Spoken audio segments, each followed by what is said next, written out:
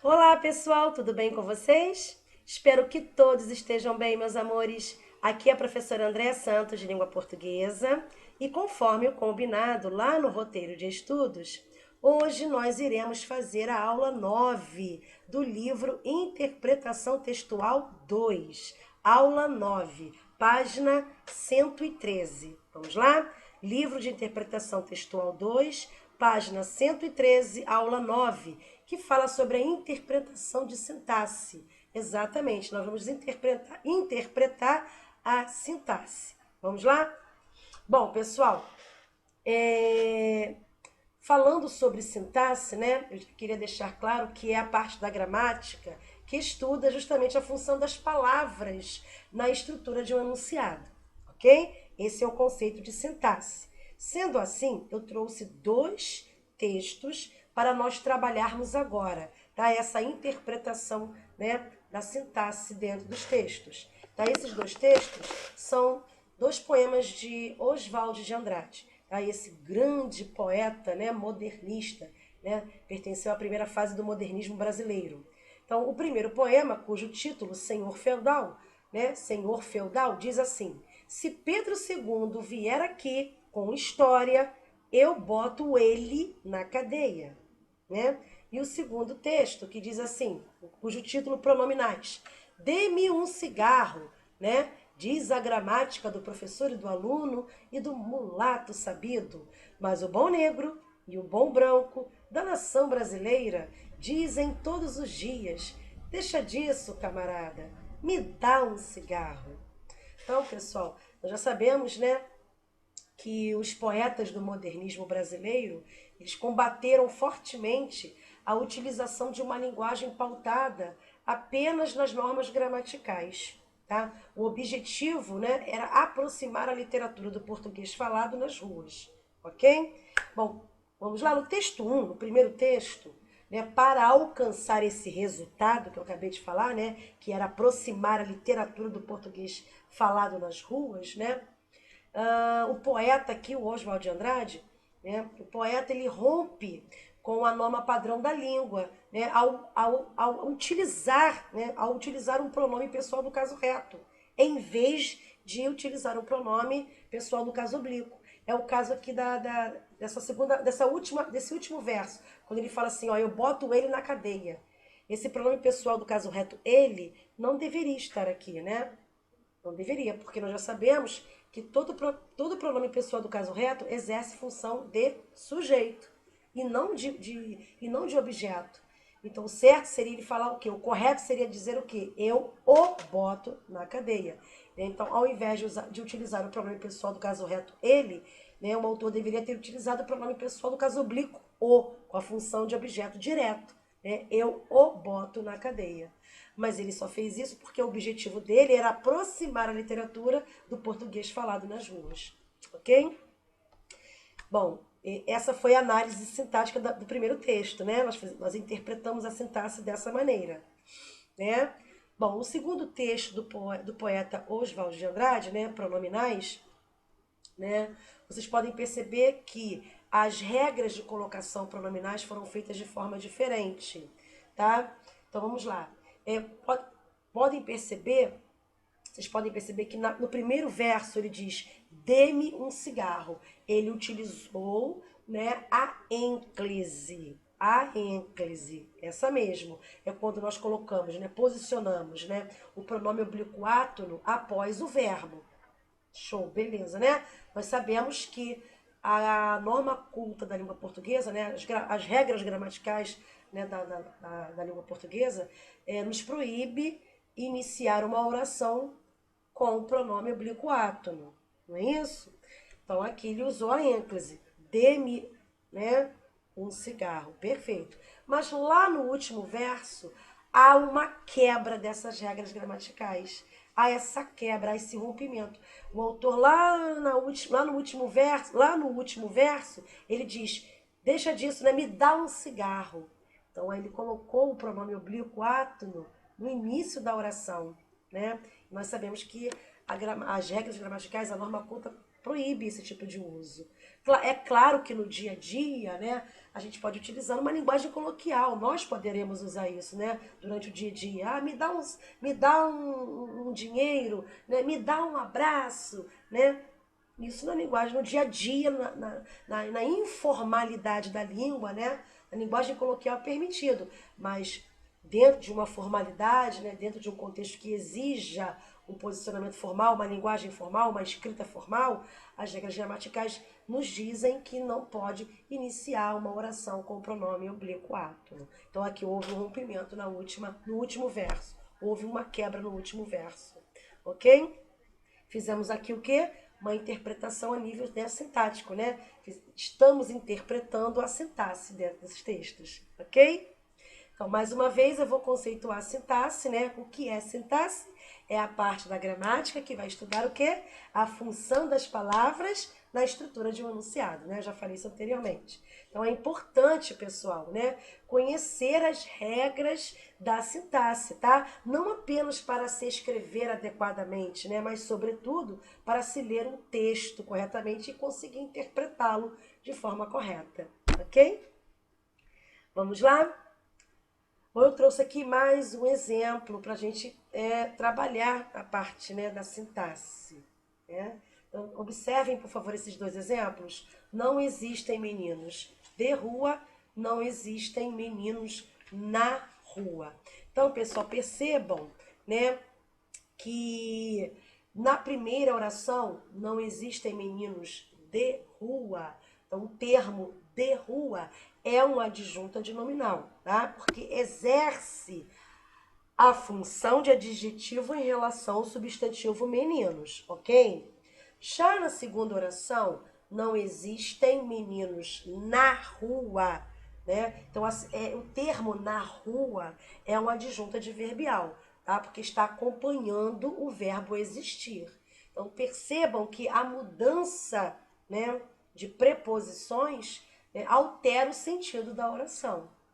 Nós estamos trabalhando o quê? Sintaxe. Estamos interpretando a sintaxe dentro dessas duas orações. Ok? Então, com, né, essa transformação, né, da frase existem meninos, né, na rua, né, a preposição em, ela modifica por completo, né, o termo que antes, lá em cima, caracterizava os meninos, né? E agora passa a estar relacionado a um lugar. Então, podem perceber por isso que o termo na rua é um adjunto adverbial, porque está caracterizando, somente está mostrando o lugar, né? Mostrando de forma onde os meninos se encontram, ok? É importante, né, discernir, né? Saber discernir com essa visão, com esse olhar acerca da sintaxe, ok? Eu até gostaria de citar uma situação também com o uso de vírgulas. Vocês já estudaram comigo as orações subordinadas adjetivas, certo?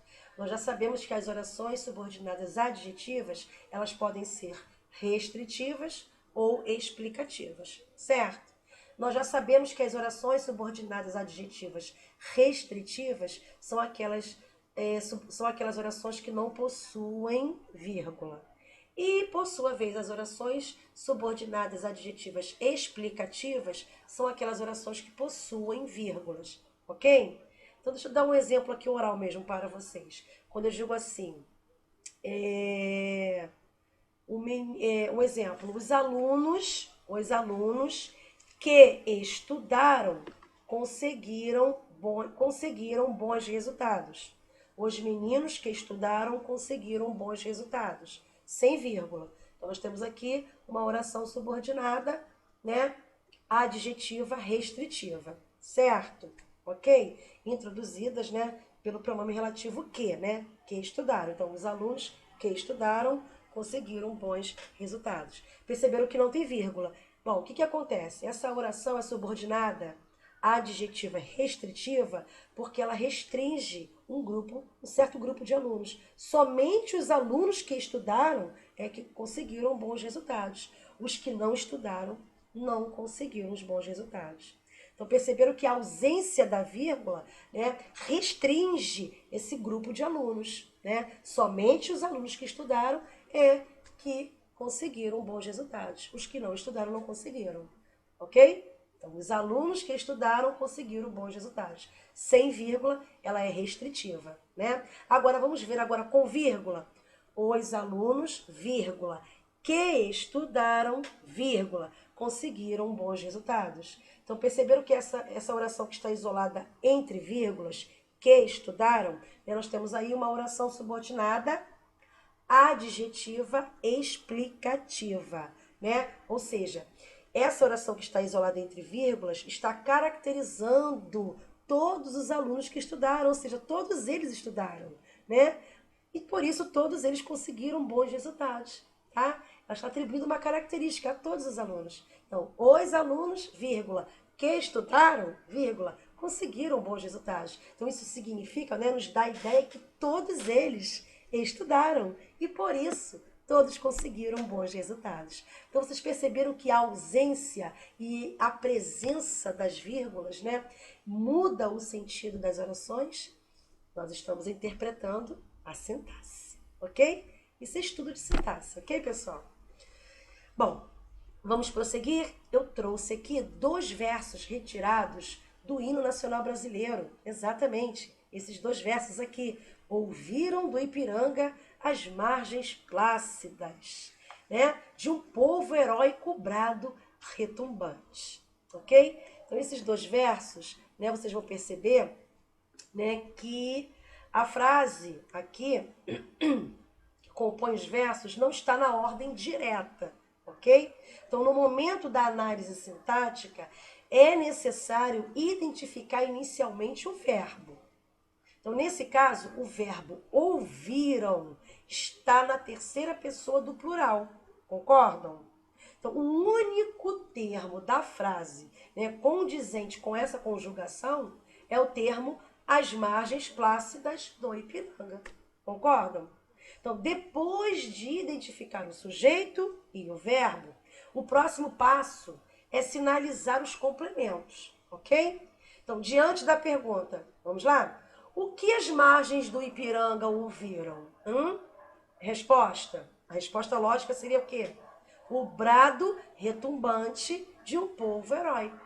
Então, eu já achei meu complemento. O brado retumbante de um povo heróico. Então, aqui nós temos o quê? Um caso de objeto direto, ok?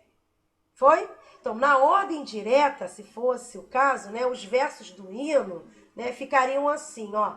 As margens plácidas do Ipiranga ouviram o brado retumbante de um povo heróico. Essa seria a forma, né, a forma, não, no caso, a ordem direta da frase. Ok? Vocês podem perceber que aqui nós temos um caso de hipérbato, né? De hipérbato. Houve uma inversão dessa ordem direta. Ok? Por isso que ficou ouviram do Ipiranga as margens plácidas de um povo heróico brado retumbante. Então nós temos um hipérbato aqui, ok?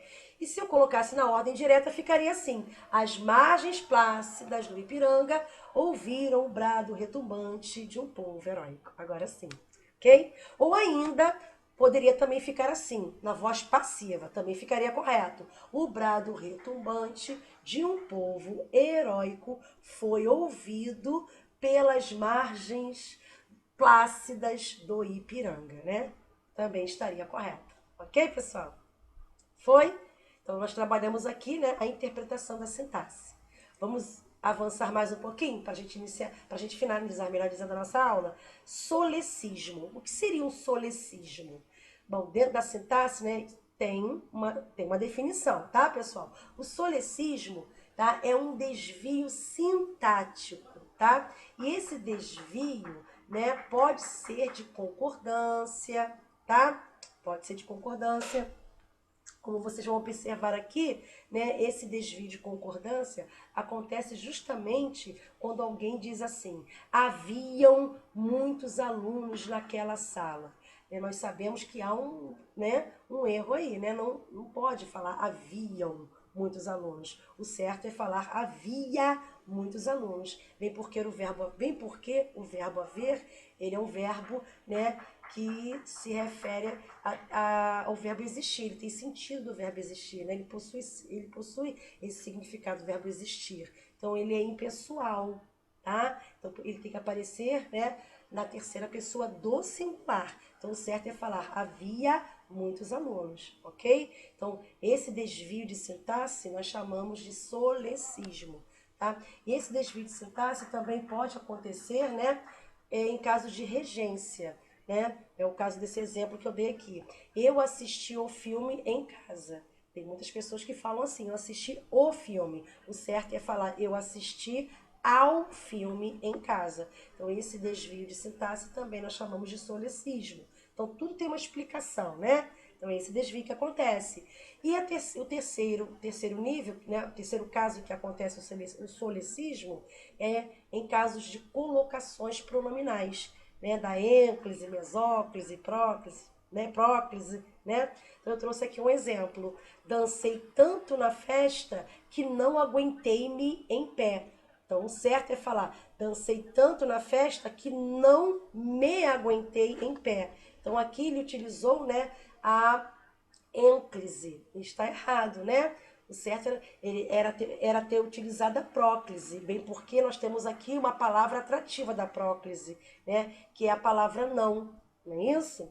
Não é um advérbio de negação. Então, todas as vezes que nós encontramos um advérbio de negação na frase não, no caso a palavra não, ela se torna um atrativo para o uso da próclise. Então, o certo é falar, dancei tanto na festa que não me aguentei em pé.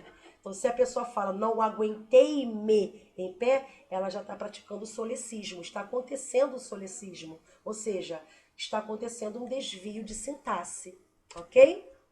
Então, pessoal, nós terminamos aqui, né, um estudo sobre interpretação de sintaxe, tá? Não esqueçam de colocar os nomes e a turma aqui nos comentários para que eu possa marcar a presença de cada um de vocês. Tá bom, meus amores?